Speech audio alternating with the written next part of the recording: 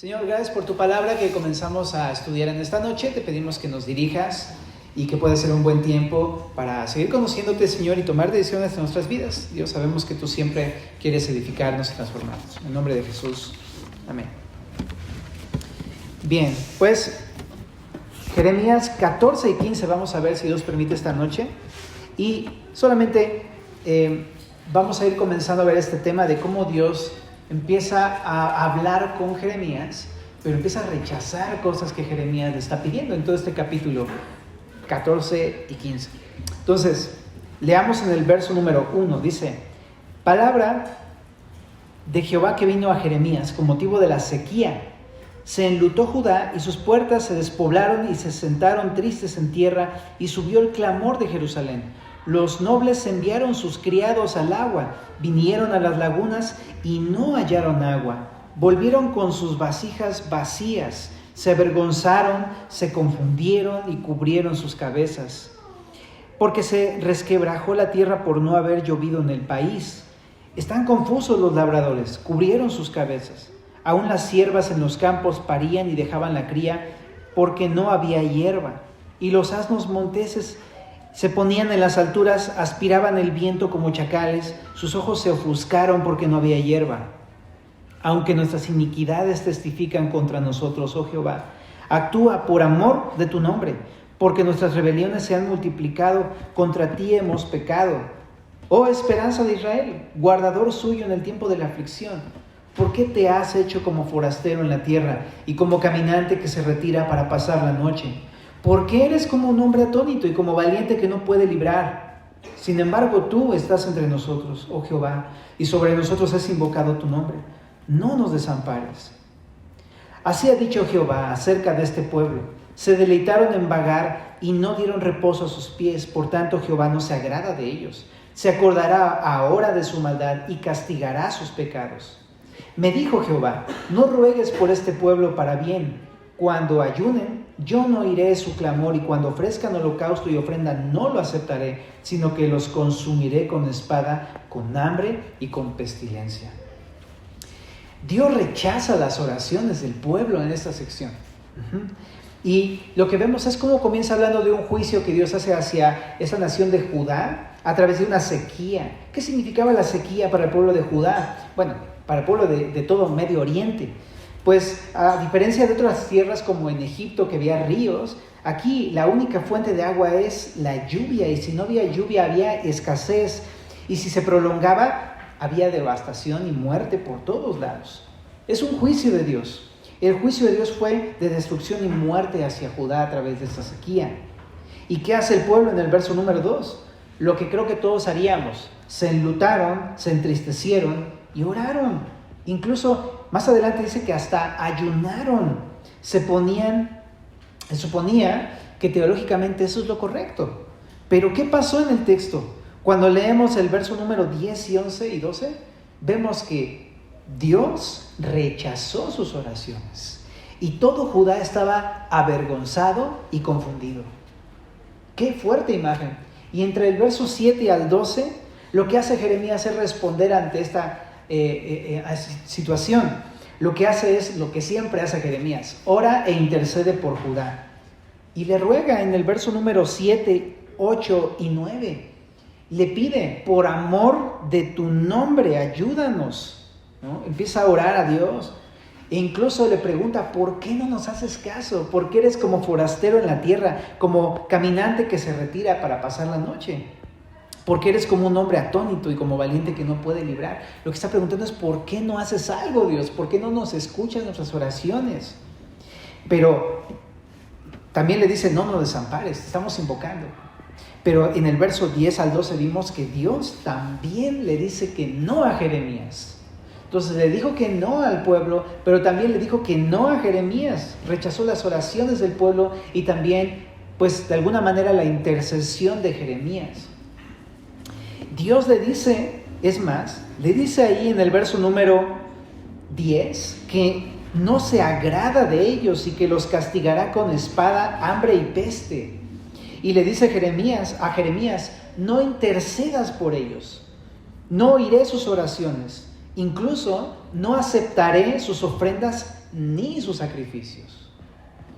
¿Por qué? Pero creo que el verso 10 ofrece la respuesta. Dice, por sus pecados. ¿Qué es lo que entendemos? La clave para entender esto es entender que el pueblo no estaba verdaderamente arrepentido. No es que Dios no quiere escuchar al pueblo, o no es que Dios no quiere escuchar a Jeremías, sino que ellos no quieren arrepentirse. Y tú dices, ok, pero dice ahí que se estaban humillando y orando y hasta ayunando. Bueno, ahorita vamos a llegar a este punto. Pero para Dios no están arrepentidos. Pero antes de continuar con este punto que te estoy diciendo, quisiera decirte algunas cosas. A veces Dios permite sequías en nuestras vidas, en mi vida, como una medida de disciplina. ¿Qué significa esto de sequía? Bueno, puede significar de muchas maneras la sequía en tu vida, en mi vida. Puede significar desde escasez, que te quita tu trabajo, que te quita bendiciones, que te quita beneficios, que empiezas a tener falta de vigor en tu vida, o incluso depresión, o soledad, o vacíos, o insatisfacción, no hay fruto en tu vida, etc. Me recuerda muchísimo al Salmo 32, en el verso número 4, la verdad. El Salmo 32, verso 4 es un salmo de arrepentimiento, pero antes del perdón de Dios, está este verso que dice, de día y de noche se agravó sobre mí tu mano, se volvió mi verdor en sequedades de verano. El pueblo está así experimentando esta sequía por un tema de arrepentimiento en su vida. No están arrepentidos y Dios ocupa esa sequía para eso, para confrontarlos, para llevarlos al arrepentimiento. Y bueno, y sabes, a lo mejor Dios está permitiendo una sequía en tu vida y tú estás igual como Jeremías, orando, ayunando, triste, te sientes mal, ¿no? Estás haciendo teológicamente lo correcto y sin embargo no pasa nada en tu vida. No sé si te ha sucedido esto o si a lo mejor estás pasando esto el día de hoy y todo sigue mal y es más, piensas, Dios no me está escuchando. Porque aunque estás orando y lo estás buscando y te reúnes y lees tu Biblia, pero ves que no pasa nada y siguen las mismas situaciones y estás confundido. Así de, pues ¿cómo? No entiendo. ¿Te ha pasado esto?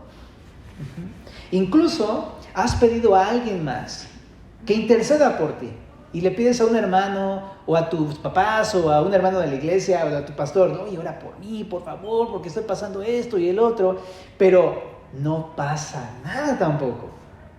Y aunque oran por ti, las cosas siguen igual. Entonces creo que así como al pueblo de Judá, cuando están pasando estas cosas, deberíamos preguntarnos si tal vez estoy solamente haciendo las cosas teológicas, pero mi corazón no está verdaderamente arrepentido. Porque la falta de arrepentimiento es lo que rompe nuestra relación con Dios, de manera que Dios ya no escucha nuestras oraciones. Déjame decirlo, no es que con ciertos pecados que nosotros lleguemos a considerar graves que Dios rompe esa comunión. Todo pecado rompe la comunión con Dios. Todo pecado.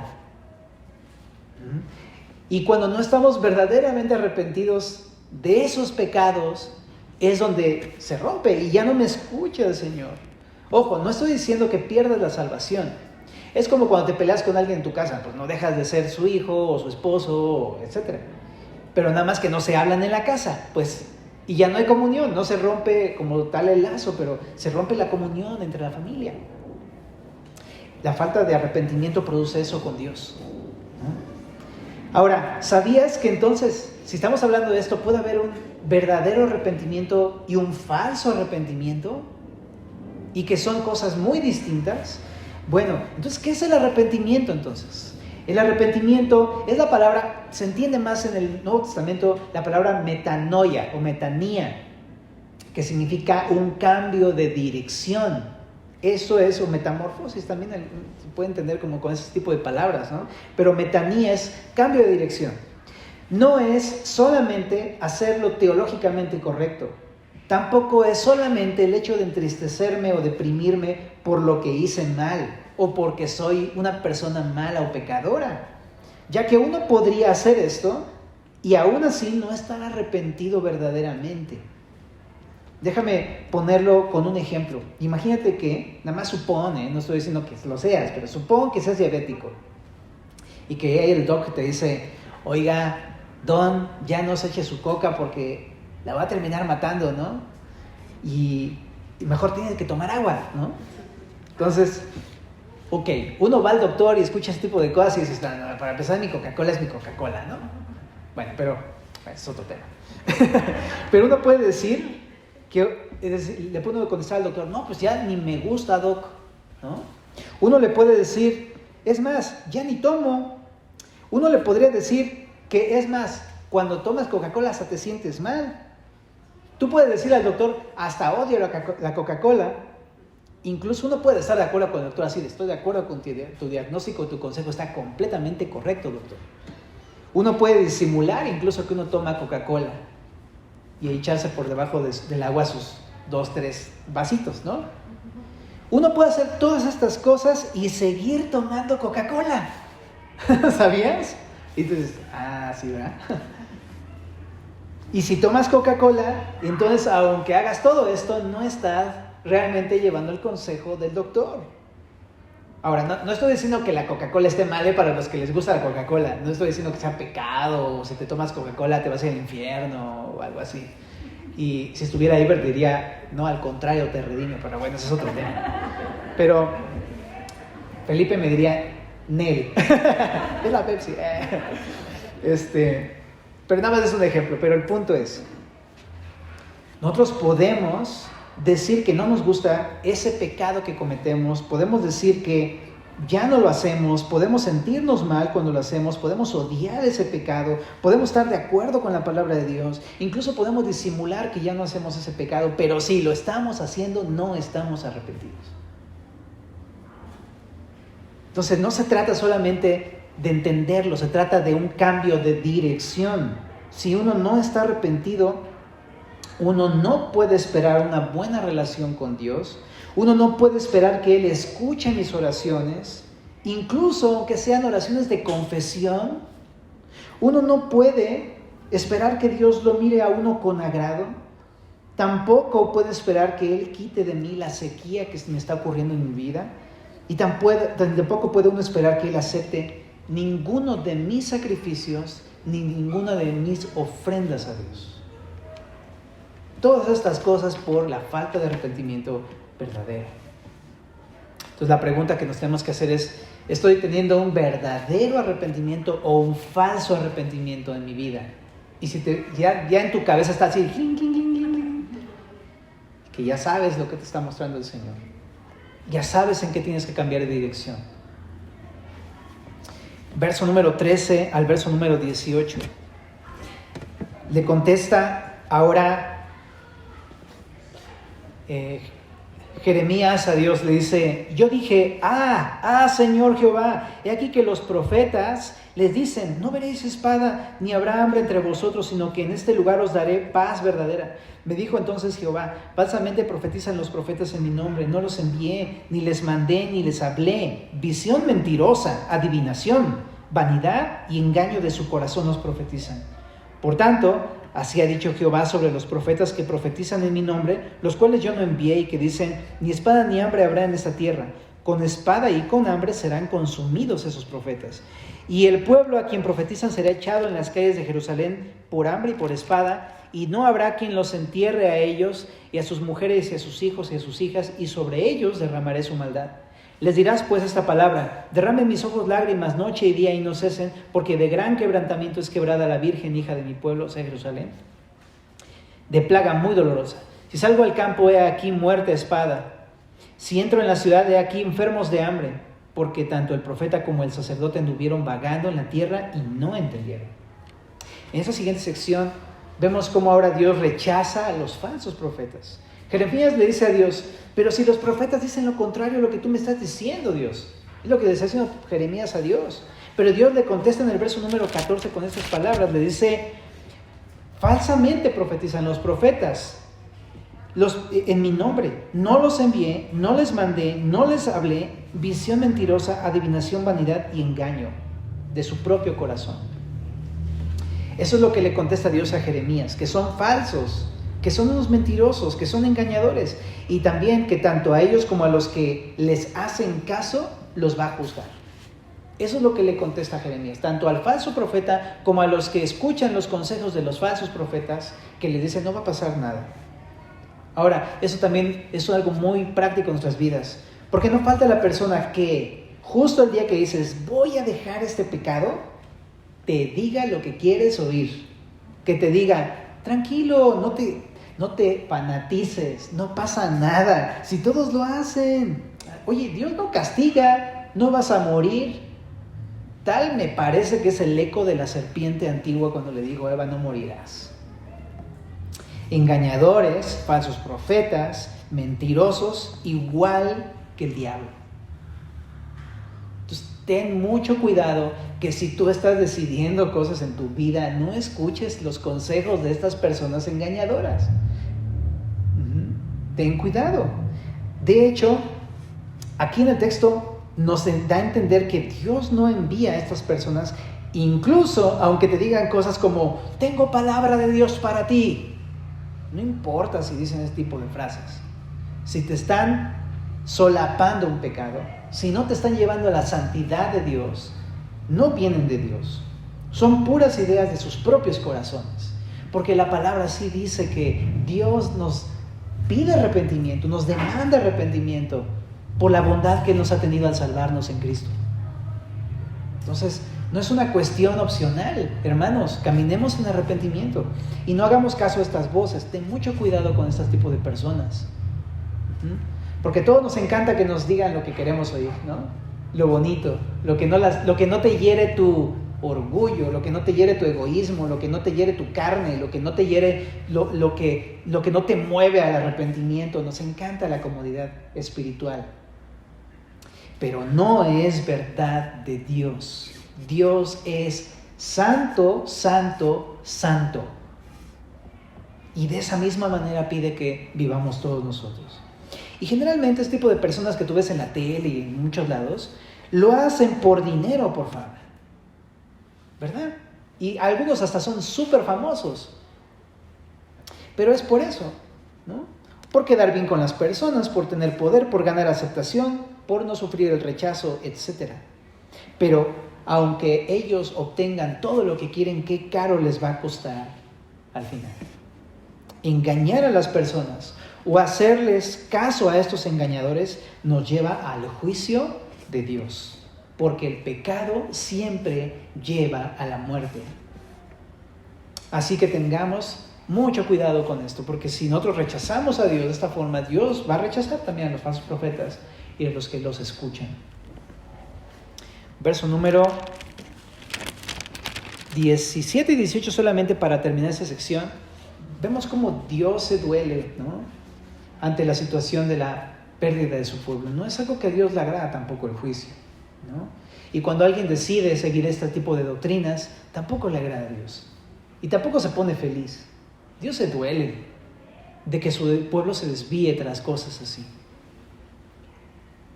Ok, en el verso 19, vamos del 19 hasta el verso 9 del capítulo 15. Dice: ¿has desechado enteramente a Judá? ¿Ha aborrecido tu alma a Sión? ¿Por qué nos hiciste herir sin que haya remedio? Esperamos paz y no hubo bien, tiempo de curación y he aquí turbación. Reconocemos, oh Jehová, nuestra impiedad, la iniquidad de nuestros padres, porque contra ti hemos pecado. Por amor de tu nombre no nos deseches, ni deshonres tu glorioso trono. Acuérdate, no invalides tu pacto con nosotros. ¿Hay entre los ídolos de las naciones quien haga llover? ¿Y darán los cielos lluvias? ¿No eres tú, Jehová, nuestro Dios? En ti pues esperamos, pues tú hiciste todas estas cosas. Capítulo 15, verso 1. Me dijo Jehová: si Moisés y Samuel se pusieran delante de mí, no estaría mi voluntad con este pueblo. Échalos de mi presencia y salgan. Y si te preguntaren, ¿a dónde saldremos?, les dirás: así ha dicho Jehová, el que a muerte, el que a espada, el que a hambre, y el que a cautiverio. Y enviaré sobre ellos 4 géneros de castigo, dice Jehová: espada para matar, perros para despedazar, y aves del cielo y bestias de la tierra para devorar y destruir. Y los entregaré para terror a todos los reinos de la tierra, a causa de Manasés, hijo de Ezequías, rey de Judá, por lo que hizo en Jerusalén. Porque ¿quién tendrá compasión de ti, oh Jerusalén? ¿Quién se entristecerá por tu causa, o quién vendrá a preguntar por tu paz? Tú me dejaste, dice Jehová, te volviste atrás. Por tanto, yo extenderé mi mano sobre ti, te destruiré, estoy cansado de arrepentirme. Aunque los aventé con aventador hasta las puertas de la tierra y dejé sin hijos a mi pueblo y lo desbaraté, no se volvieron de sus caminos. Sus viudas se me multiplicaron más que la arena del mar. Traje contra ellos destruidor a mediodía sobre la madre y sobre los hijos, hice que de repente cayesen terrores sobre la ciudad. Languideció la que dio a luz 7, se llenó de dolor su alma, su sol se puso siendo aún de día, fue avergonzada y llena de confusión, y lo que de ella quede lo entregaré a la espada delante de sus enemigos, dice Jehová. En toda esta sección, Dios rechaza las intenciones de Jeremías. ¿Qué está pasando? Jeremías reconoce el pecado del pueblo y pide ayuda a Dios. Incluso le dice: hemos pecado, como el Salmo 51, ¿no? Contra ti hemos pecado y hemos hecho lo malo delante de tus ojos. Eso es lo que hace Jeremías, como que ahora sí que se apropia del pueblo y del pecado del pueblo para decir: hemos pecado, como diciéndole a Dios: Señor, si nos arrepentimos, ¿qué onda? ¿Nos ayudas? Pero qué increíble, porque en el capítulo 15, verso 1, le dice Dios: no.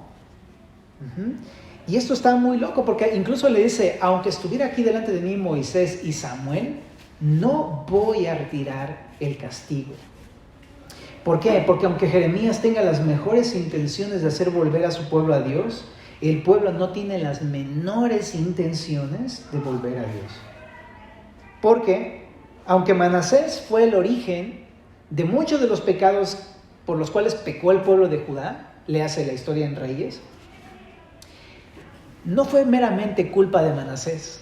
Citó a Manasés para hablar del origen de muchos de estos pecados de idolatría, pero el pueblo no solamente repitió los pecados, perfeccionó los pecados de Manasés, los desarrolló, hizo más, los multiplicó. Así que el pueblo también dejó a Dios, se arrepintió de seguir a Dios. Y no tenía modo de excusarse porque habían hecho exactamente lo mismo que Manasés. Incluso, dice aquí el texto, que Dios le dio unas buenas varas a sus hijos. Es lo que dice el texto. A pesar, dice: yo los aventé con aventador, los desbaraté con tal de que se arrepintieran. Está hablando de que Dios en repetidas ocasiones en la historia los disciplinó como un padre a sus hijos por amor, porque los ama. Hebreos nos enseña que Dios al que ama disciplina, pero ni así se volvieron a Dios. Olvidaron incluso hacer justicia a sus hermanos, a la viuda y al necesitado. Reflejando a través de esa relación personal cómo su relación con Dios estaba totalmente destruida. No amaban a las personas viudas ni al necesitado porque ellos mismos se habían arrepentido de seguir el camino de Dios. Entonces, ¿qué nos enseña esta parte? Que si no tenemos la menor intención de abandonar nuestro pecado y seguir a Cristo, Él tampoco tendrá la menor intención de ayudarnos. Básicamente. Y de repente pensamos, le echamos la culpa a Dios: no, es que Él no quiere, ¿no? Ya no me quiere, ya no me ama. No, sí te quiere, lo que pasa es que tú no quieres. Y se necesita eso, la buena voluntad para arrepentirse. Aunque sea un poquito, ni siquiera es que, ¿cómo te explico? Como Jesús decía, un grano de fe puede mover montañas, ¿no? Pero en el sentido del arrepentimiento, un poco de arrepentimiento quiere ver Dios, pero genuino, que te lleve a la acción, que te lleve a cambiar la dirección de tu vida, ¿no? Ahora, otra cosa, así como el pueblo no podía excusarse por los pecados de Manasés, tampoco nuestra falta de arrepentimiento tiene ninguna excusa. Decir cosas como: yo me porto mal porque, pues mira, es que todos lo hacen. Incluso en la iglesia, mira cómo están re mal, ¿no? Y por eso también yo lo hago. O también decir: pues es que así es mi familia, pues es que así soy yo, ¿no? así son mis papás y pues así me enseñaron, así es mi carácter. Y todo ese tipo de situaciones son puros pretextos, excusas que ponemos para no arrepentirnos. Pero este pasaje nos enseña cómo no tenemos excusa para el arrepentimiento. Porque no solamente fuera a lo mejor bueno que solamente hiciéramos lo que nos enseñan otras personas, sino que perfeccionamos esas cosas. Lo hacemos peor que ellos. Así luego somos con el Señor. También otra cosa, nuestro Padre, cuando nos ve que estamos en ese camino, nos ama y nos disciplina. Eso es lo que hace con el propósito de que pues entendamos que el pecado es rebeldía contra Dios, que entendamos que el pecado nos va a destruir, que nos va a separar de Dios, que el pecado va a crear consecuencias en nuestras vidas, en nuestras familias, en nuestros hijos. Eso es lo que quiere que entendamos, que el pecado está mal, que sabe bien como una Coca-Cola, pero que te lleva a la muerte. Ahora sí Felipe va a decir, amén. ¿No? Y muchas veces nos disciplina por eso, por amor, como nuestros hijos, ¿no? O cuando fuimos hijos. Pero a veces no lo entendemos, ¿no? Y si a pesar de estas buenas varas que nos da el Señor, no nos volvemos a Él, el Señor nos va a decir, pues dale. Y luego vamos a cosechar las consecuencias de nuestros propios pecados. Así que qué importante es entender la disciplina como el gesto de amor y de cuidado de Dios. No es que nos esté haciendo la vida de cuadritos.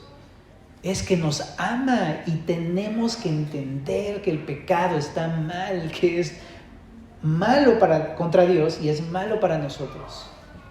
El pecado destruye relaciones, el pecado destruye familias, el pecado destruye nuestra identidad, nuestra integridad. Todo destruye el pecado. Pero qué diferente es cuando uno prueba la bondad de Dios, el amor de Dios, ¿no? El perdón de Dios, la santidad de Dios, la obediencia a Dios. Y te das cuenta cuando empiezas a probarlo, ponerlo en práctica en tu vida, qué bueno y dulce es obedecer a Dios. ¿Te ha pasado eso? Que obedeces en algo y te sale y es como, yes, hasta terminas un día así todo satisfecho de, hoy pude ser paciente, ¿no? Y es increíble esa sensación porque es bueno. Entonces, eso es lo que Dios quiere que entendamos, ¿no? Ahora, una medida para darme cuenta qué tan alejado estoy de Dios es darme cuenta qué tan alejado estoy de mi prójimo. Qué tanto daño le estoy haciendo a mi prójimo. Qué tan olvidado tengo a mi prójimo. Como el pueblo mismo ya no le importaba ni las viudas ni el necesitado, nada más veían por sí mismos. El pueblo de Judá, ¿no? También yo puedo evaluar qué tan lejos estoy de Dios cuando veo qué tan peleado estoy con mi prójimo. Una vez tuve una discusión con un tío, decía, prójimo no significa próximo. Después fui a la Biblia y lo busqué, ¿y qué crees? Que sí significaba próximo, el más próximo. ¿Quién es tu más próximo? ¿Y qué tan grande está la brecha con tu más próximo? Porque en la medida en que esté tan grande esa brecha, en esa medida está la brecha entre tú y Dios. Y eso es una medida para poder darme cuenta. Órale, o sea, yo pensé que estaba bien. Yo pensé que mi relación con Dios estaba bien, pero no. Bueno, vamos a la última sección en el verso número 10 del capítulo 15. Dice Jeremías. Ahora dice, ay de mí, madre mía, que me engendraste, hombre de contienda y hombre de discordia para toda la tierra. Nunca he dado ni tomado en préstamo y todos me maldicen. Sea así, oh Jehová, si no te he rogado por su bien, si no he suplicado ante ti en favor del enemigo en tiempo de aflicción y en época de angustia. ¿Puede alguno quebrar el hierro del norte y el bronce? Tus riquezas y tus tesoros entregaré a la rapiña sin ningún precio, por todos tus pecados y en todo tu territorio. Y te haré servir a tus enemigos en tierra que no conoces, porque fuego se ha encendido en mi furor y arderá sobre vosotros. Verso 15. Tú lo sabes, oh Jehová, acuérdate de mí y visítame, y véngame de mis enemigos, no me reproches en la prolongación de tu enojo. Sabes que por amor de ti sufro afrenta. Fueron halladas tus palabras y yo las comí, y tu palabra me fue por gozo y por alegría de mi corazón, porque tu nombre se invocó sobre mí, oh Jehová, Dios de los ejércitos. No me senté en compañía de burladores, ni me engreí a causa de tu profecía. Me senté solo, porque me llenaste de indignación. ¿Por qué fue perpetuo mi dolor y mi herida desahuciada no admitió curación? ¿Serás para mí como cosa ilusoria, como aguas que no son estables? Por tanto, así dijo Jehová, si te convirtieres, yo te restauraré, delante de mí estarás. Y si entresacares lo precioso de lo vil, serás como mi boca. Conviértanse ellos a ti, y tú no te conviertas a ellos. Y te pondré en este pueblo por muro fortificado de bronce, y pelearán contra ti, pero no te vencerán, porque yo estoy contigo para guardarte y para defenderte, dice Jehová. Y te libraré de la mano de los malos, y te redimiré de la mano de los fuertes. Toda esta es la última sección donde Dios rechaza la actitud de Jeremías. Es lo que vemos aquí.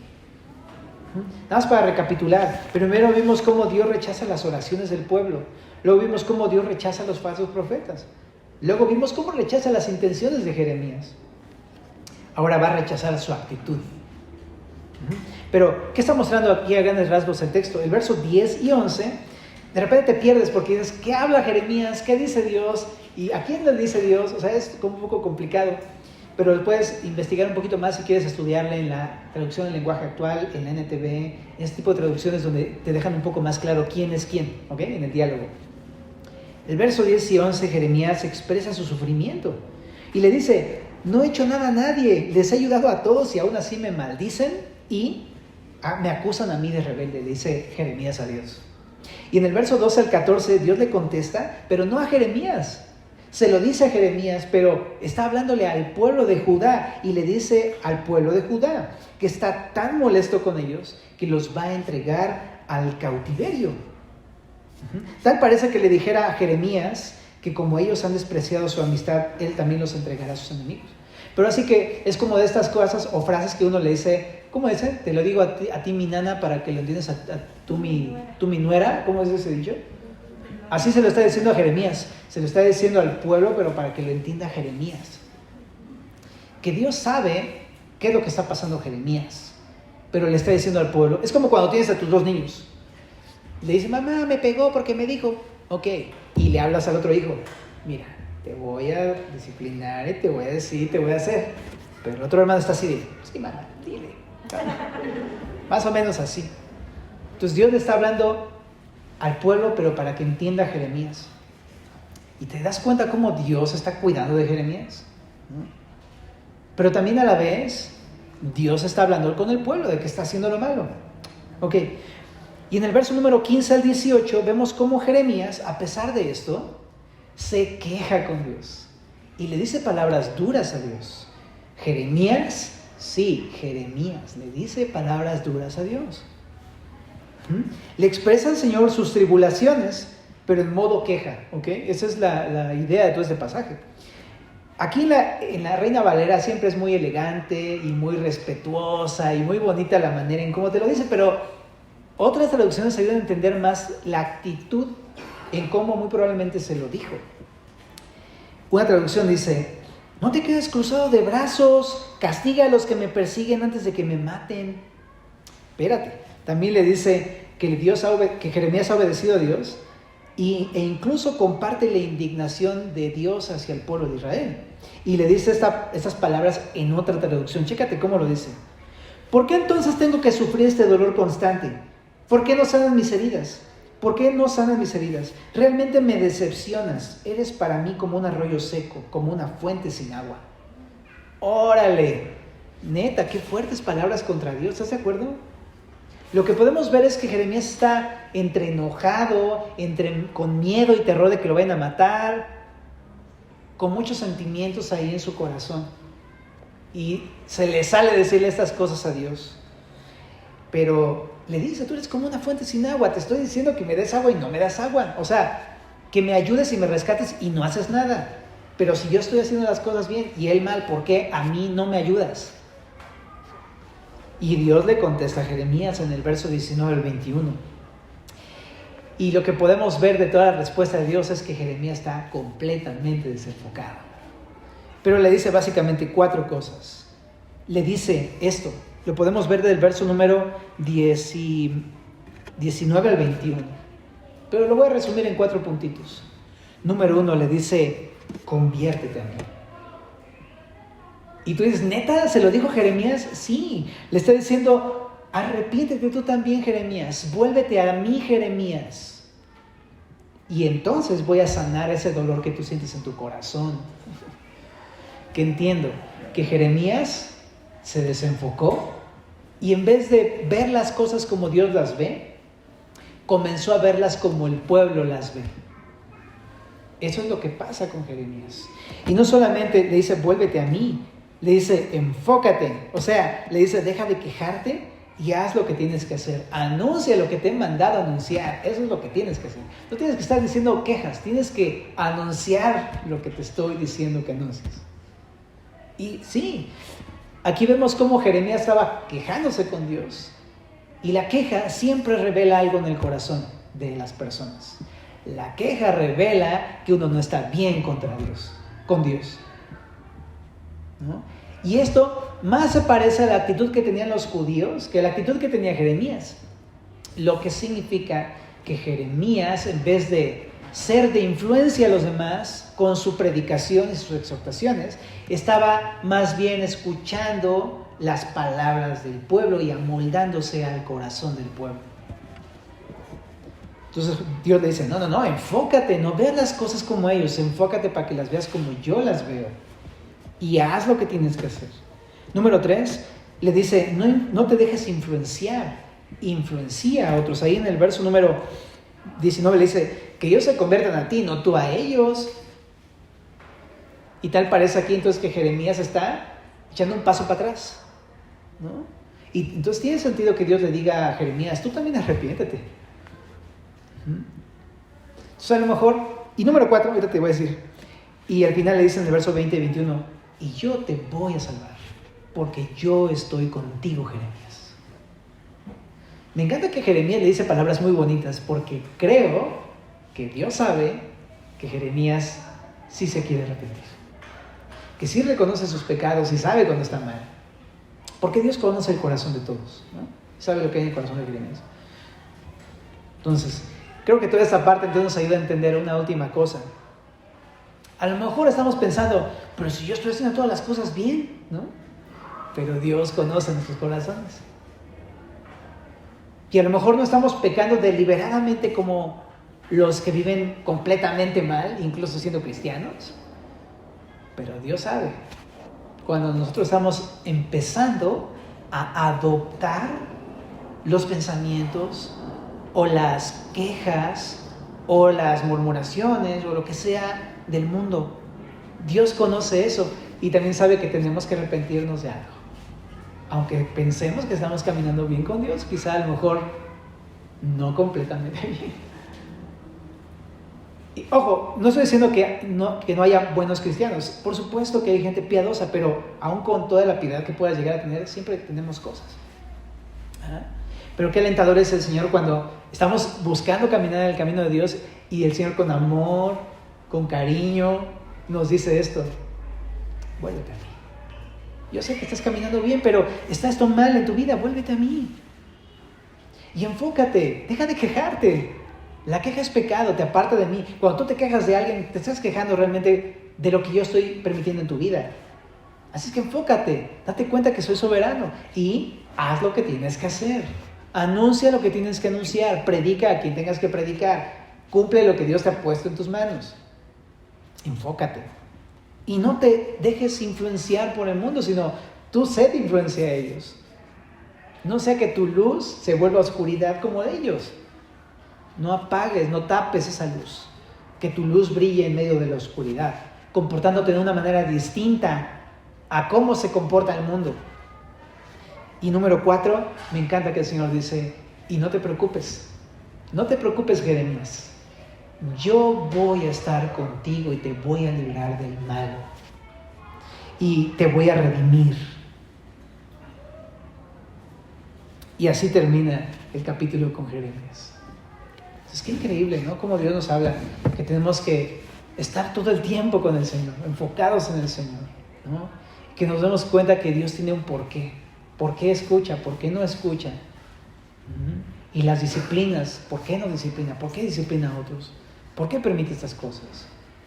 Entonces, ¿qué te parece si terminamos con una oración en esta noche para darle gracias por su palabra? Señor, te damos gracias por tu palabra una vez más, de cómo es que tú nos hablas constantemente y cómo nos enderezas nuestras sendas chuecas. Te agradecemos porque incluso todo esto es como una muestra de tu amor hacia nosotros, que no quieres que nos desviemos, que siempre quieres que estemos contigo, porque tú nos amas y quieres estar con nosotros, Padre. ¿Cómo es posible que quieras estar con nosotros? Pero te agradecemos esa bondad, te pedimos que a la luz de tu palabra nos muestres lo que está mal, que nos des decisiones de arrepentimiento y que podamos ver tu mano al arrepentirnos constantemente. Ayúdanos a no dejar que no haya ni siquiera un poco de levadura que leude nuestra vida. Ayúdanos a dejar todo por completo, postrado a tus pies, crucificado, Señor. Todo pecado para tu gloria, Señor. Y de esa manera que tu nombre sea glorificado. Ayúdanos a hacer lo que nos has mandado a hacer, a enfocarnos. Ayúdanos a confiar en que tú estás con nosotros. En el nombre de Jesús. Amén.